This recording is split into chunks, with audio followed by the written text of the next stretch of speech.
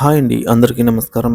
Welcome to my channel. ఈ వీడియోలో ఆంధ్రప్రదేశ్ రాష్ట్ర ప్రభుత్వ ఉద్యోగులకు, పెన్షనర్లకు మధ్యంతర భృతి ఏదైతే ఉందో ఐఆర్ సో, ఐఆర్ గురించినటువంటి తాజా సమాచారాన్ని వీడియోలో తెలుసుకుందాము. వీడియోనైతే ఎక్కడే గానీ స్కిప్ చేయకుండా ఎండ్ వరకు చూడండి. అప్పుడే ఇన్ఫర్మేషన్ పూర్తిగా అర్థమవుతుంది. వీడియో చూస్తున్న ప్రతి ఒక్కరు వీడియోకి లైక్ చేయండి. వీడియోని తోటి ఉద్యోగ పెన్షనర్ మిత్రులతో అయితే షేర్ చేయండి. కొత్తగా మన ఛానల్ చూస్తున్నవారు సబ్స్క్రైబ్ చేసుకోకుంటే వెంటనే మన ఛానల్ అయితే సబ్స్క్రైబ్ చేసుకోండి.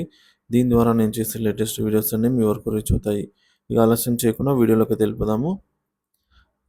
ఫ్రెండ్స్, ముందు ఒక విషయానికి వచ్చినట్లయితే మధ్యంతర వృత్తిని వెంటనే ప్రకటించాలి. ప్రభుత్వ ఉద్యోగ ఉపాధ్యాయులకు సంబంధించినటువంటి మధ్యంతర వృత్తిని వెంటనే ప్రకటించాలి అని ప్రభుత్వాన్ని forum of registered teachers organisation FORTO నాయకులు డిమాండ్ చేశారండి. శుక్రవారం స్థానిక ఉపాధ్యాయ భవనంలో ఫోర్టో జిల్లా కార్యవర్గ సమావేశం జరిగింది.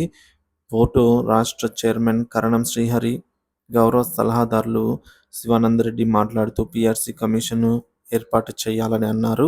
కరువు భత్యాలు అంటే డిఏ బకాయిలు, మేనేజ్మెంట్ వారీగా ఉపాధ్యాయులకు పదోన్నతులు చేపట్టాలన్నారు. ఏపీజీఎల్ఐ అలాగే పీఎఫ్ లోన్లు, ఆర్జిత సెలవులు మంజూరు కొరకు చర్యలు తీసుకోవాలని డిమాండ్ చేశారు. అనంతరం ఇటీవల ఎస్ఎల్టీఏ రాష్ట్ర ప్రధాన కార్యదర్శిగా ఎన్నికైనటువంటి గాండ్లపర్తి శివానందరెడ్డిని సన్మానించారు. సమావేశంలో ఫోర్టో జిల్లా సెక్రటరీ జనరల్ గాలి వెంకట నారాయణ రెడ్డి, నాయకులు ఆదిశేషయ్య, వేణుగోపాలు, పివి శ్రీనివాసులు, నరసింహారెడ్డి, ప్రభాకరు, కేశవమూర్తి, గోపాల్ రెడ్డి, కృష్ణప్ప, శివయ్య, డేగావంత్, రవీంద్రనాథ్ తదితరులు అయితే పాల్గొన్నారు.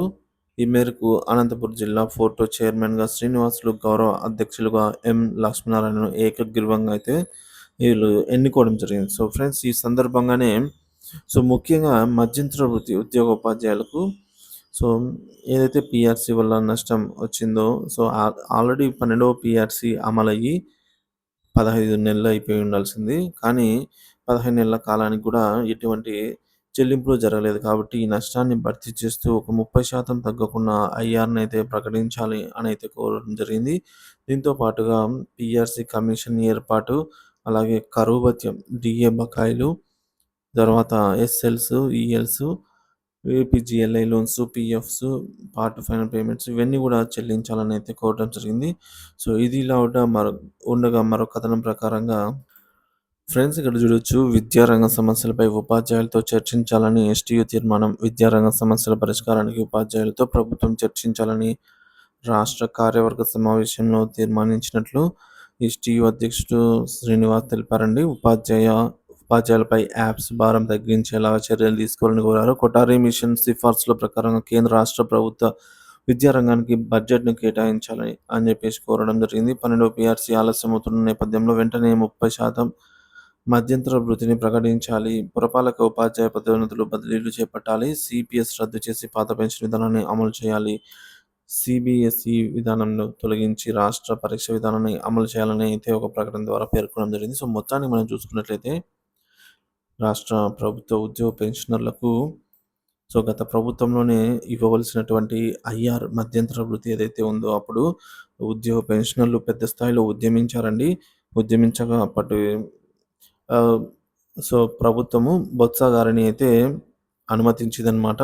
మీటింగ్‌కి ఆయన ఐఆర్ 30% కోరగా ఆయన ఐఆర్ ఎందుకు డైరెక్ట్‌గా జూలైలో పీఆర్సీని సమయం ఆసన్నమైంది కాబట్టి 12వ పీఆర్సీని జూలైలో అమలు చేస్తామని అయితే ఆయన తెలపడం జరిగింది. మనందరికీ తెలిసిందే. ఇదిలా ఉండగా కూటమి ప్రభుత్వం వచ్చేసి మనకు ఎన్నికల మేనిఫెస్టోలో కూడా ప్రకటించిందనమాట. కూటమి ప్రభుత్వం అధికారంలోకి వచ్చిన వెంటనే ఐఆర్ ప్రకటిస్తాము అనైతే ఉందనమాట.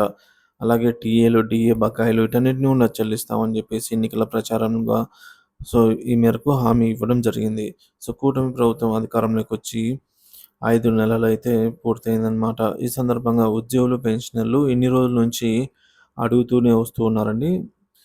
కాబట్టి ప్రభుత్వము తక్షణమే స్పందించి ఉద్యోగ పెన్షనర్లకు పెండింగ్‌లో ఉన్నటువంటి డీఏ బకాయిలైతేనేమి, అలాగే పీఆర్సీ బకాయిలు, తర్వాత ఎర్న్డ్ లీవ్స్, ఎస్ఎల్స్, టీఏలు, డీఏలు ఇవన్నీ కూడా వెంటనే ఒక్కొక్కటిగా పరిష్కార మార్గంగా అయితే ఒక్కొక్కటిగా చెల్లించుకుంటూ వచ్చినట్లయితే ఉద్యోగ పెన్షనర్లకు సో, కూటమి ప్రభుత్వాన్ని గెలిపించుకున్నందుకు వారు సంతోషంగా అయితే ఉండగలుగుతారు. సో, ముఖ్యంగా ఐఆర్ అనేది ప్రస్తుతానికి గత ప్రభుత్వ హయాంలోనే సో, జగన్ గారు అధికారంలోకి వచ్చిన వెంటనే 27%తో ఐఆర్‌నైతే ప్రకటించారండి.